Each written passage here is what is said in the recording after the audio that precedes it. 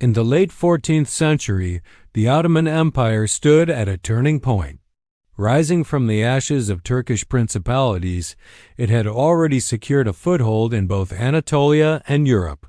At the heart of this rise was Bayezid I, the son of Sultan Murad I, who would become known as Yildirim the Thunderbolt. His speed in battle, sharp decisions, and daring conquests earned him both fear and admiration from allies and enemies alike. Bayezid's journey to power began at the bloody Battle of Kosovo in 1389. His father, Murad I, was assassinated just after the victory. Without hesitation, Bayezid seized the moment and had his own brother killed to eliminate any rivalry for the throne. Right there on the battlefield, surrounded by corpses and chaos, he was declared Sultan. His first steps as ruler were swift and brutal. Bayezid focused on solidifying power across the Balkans. He subdued the Serbs, crushed revolts, and demanded loyalty through both diplomacy and steel. Under his rule, the Ottomans became more centralized, more ambitious, and more willing to confront Christian powers head-on. Bayezid's army grew larger, more organized, and more professional. His most trusted forces were the Janissaries, elite infantry trained from childhood to serve the empire. Their loyalty was unmatched, their skills in battle unmatched. Bayezid used them like a sword to carve his vision across Europe. He looked west and saw fractured Christian kingdoms, Hungary, Wallachia, and the remnants of the Byzantine Empire. To him, they were not a threat, they were opportunities. Bayezid knew that if he moved quickly, he could capture lands before Europe could organize a defense. In 1393, Bayezid launched a massive campaign into the Balkans. He captured Tarnovo, the capital of the Second Bulgarian Empire, and effectively ended Bulgaria's independence. This victory sent shockwaves through Christian Europe. Fear began to spread. The Ottomans were no longer a border threat. They were inside Europe. Next, Bayezid turned his eyes to Wallachia, ruled by Mircea the Elder. This was no easy victory. Mircea was cunning and used the dense forest to his advantage. He harassed Ottoman supply lines, set traps, and used terrain as his ally. In 1394, Bayezid marched into Wallachia with the goal of full conquest. But the campaign was difficult. Ottoman forces struggled in the harsh terrain, ambushed at every turn. Though Bayezid claimed partial success, he couldn't fully subdue Wallachia. Still, his ambition only grew. He returned with a larger army and an even greater plan: the complete siege of Constantinople. The once great capital of the Byzantine Empire was weak, surrounded, and poorly defended. Bayezid began the siege in 1394, encircling the city and cutting off supplies. The Byzantines, desperate and alone, pleaded for help from the west. This plea triggered a response from Pope Boniface I, who called for a new crusade. Europe responded. Knights and soldiers from Hungary, France, Germany, Poland, and even some Italian states answered the call. Together they formed a massive army and planned a direct attack on the Ottomans. The confrontation came at the Battle of Nicopolis in 1396. The Crusaders were overconfident. They underestimated Bayezid, calling him a barbarian and expecting an easy victory. But Bayezid had prepared. He watched their movements, let them advance, and then struck with devastating force. On the battlefield, Bayezid used the discipline of his Janissaries and the speed of his cavalry to outmaneuver the Crusaders. He allowed them to tire themselves by attacking weak Ottoman lines, only to trap them in a deadly counterstrike. It was a massacre. The Christian coalition was crushed. Thousands of soldiers were killed. Hundreds of nobles were captured. Bayezid ordered mass executions, sparing only those who could pay heavy ransoms. The humiliation of Europe was complete. The Ottomans were no longer just a rising force. They were unstoppable. Bayezid's fame grew. He was called the Sword of Islam.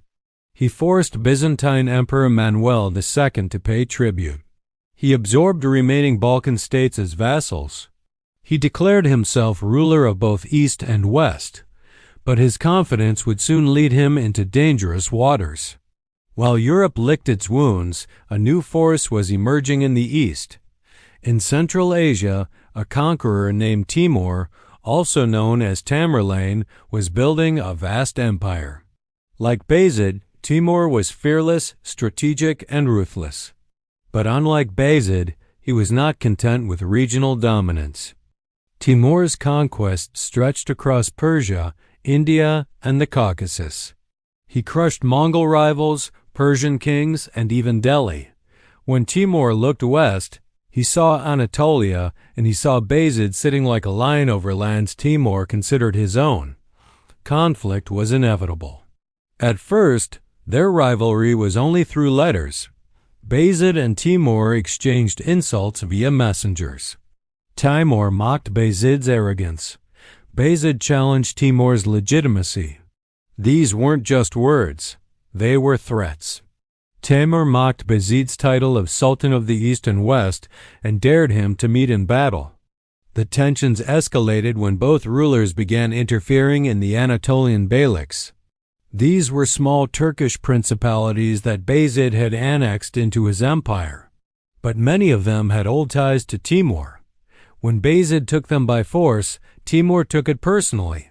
In 1400, Timur began sending armies west.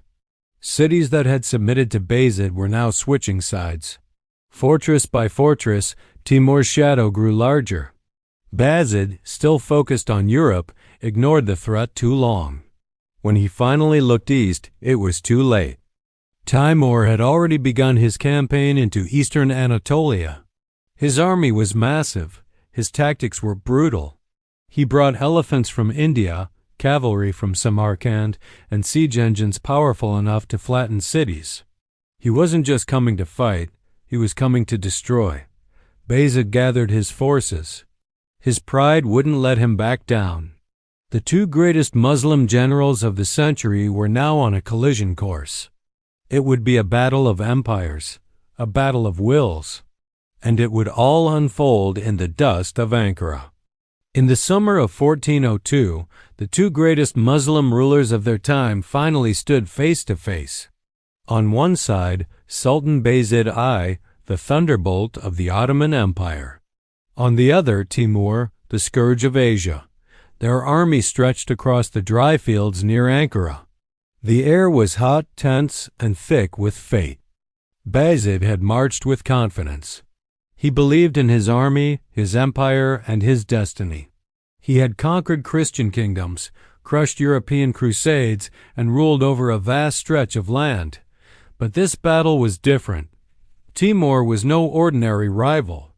He was a storm in human form, calculated, experienced, and brutal.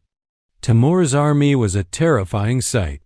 Elephants from India wore armor and carried archers on their backs. Cavalry from Central Asia, trained to move like shadows, stood at the ready. Siege engines capable of flattening cities stood behind them. It wasn't just an army. It was a force of nature. Bayezid's troops were loyal and battle-hardened. He had elite janissaries, proud Sipahi cavalry, and countless volunteers ready to die for Islam and empire. But his army was tired. They had marched fast and hard to reach Timur. Supplies were low. Morale was uncertain. The battle began on July 20, 1402. At first, Bayezid's forces attacked with strength. His cavalry charged Timur's flanks. His janissaries held the center. But Timur had a secret weapon: patience. He waited, studied, and used the burning sun as his ally. He had cut off water sources. Bayezid's men were fighting thirsty. Then came the shock. Many of the Turkish beylik troops who had recently been conquered by Bayezid switched sides mid-battle. They defected to Timur, turning their weapons against their former master. It was betrayal on the battlefield, and it changed everything. Bayezid watched in horror as his right flank collapsed. Timur's elephants charged. Archers followed. His lines broke. The battlefield became chaos. Screams echoed. Dust filled the air. Bayezid tried to rally his men, but even the Thunderbolt could not stop the storm. In the final hours of the battle, Bayezid and his son Mustafa tried to retreat. They fled through the hills, hoping to escape Timur's trap. But Timur had already sent his fastest riders. They caught Bayezid. The Sultan of the Ottomans, the man who had once terrified Europe, was captured like a fugitive. The news spread like wildfire. Across Europe, Christian kings celebrated. In Anatolia, Ottoman allies panicked. In the east, Timur stood victorious. But what he did next was unexpected. He didn't execute Bayezid, he took him alive. He humiliated him, but kept him breathing. Stories spread that Bayezid was held in a golden cage. Others claimed he was forced to watch Timur feast while he sat in chains. Whether truth or legend, one thing was clear: Bayezid's pride was broken. The Thunderbolt had fallen, not in glory, but in silence. Back in the Ottoman Empire, chaos erupted. With Bayezid gone, his sons began fighting for control. Civil war broke out. Brother fought brother. Cities burned. The empire fractured. What Timur didn't destroy in battle, he had shattered through capture. This period came to be known as the Ottoman Interregnum, a time when there was no single ruler. The once united empire was now a battlefield of rival princes. It would take years for the Ottomans to recover. Meanwhile, Timur moved on. He had proven his point. He didn't want to rule Anatolia. He wanted to remind the world of his power. After defeating Bayezid, he invaded Syria and even planned a campaign into China. But he died before reaching that dream. Bayezid, however, didn't live long after his defeat. In March 1403, just months after the battle, he died in captivity. Some say it was illness. Others say it was grief. He had lost his empire, his dignity, and his place in history. But history is never that simple. Bayezid's defeat was not the end of the Ottomans. It was a turning point. His son, Mehmed Çelebi, would eventually reunite the empire. And from those ashes, a new generation of sultans would rise, including the one who would take Constantinople, Mehmed the Conqueror.